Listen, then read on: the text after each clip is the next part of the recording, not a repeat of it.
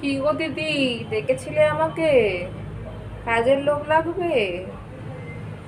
না না, আমি সমস্ত বাসন কোসন মাজতে পারবো না।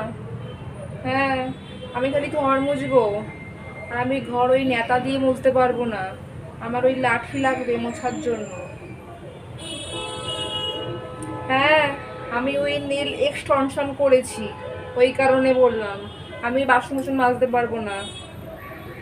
তোমার যদি রাখতে হয় রাখো, নয়তো আমি অন্য কারোর কাছে চলে যাচ্ছি। আমার কাজের বাড়ির অভাব পড়েনি, ঠিক আছে?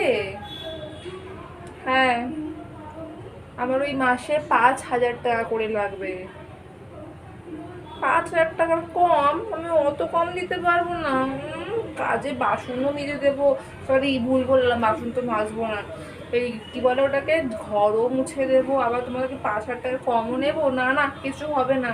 যদি করাতে হয় করাও, নয়তো না করো, আমি চলে যাচ্ছি। আচ্ছা, ঠিক আছে। শোনো, খালি 5,000 টাকা দিলে হবে না, আমার যত ইএমআই চলে সব ইএমআই তোমাকে ভরতে হবে, ঠিক আছে? আর যদি কোথাও ধার বাকি করে আসি, সেটাও তোমাকে ভরতে হবে। বলো, রাজি থাকলে বলো, তাহলে আমি কাল থেকে আসবো কাজ করতে।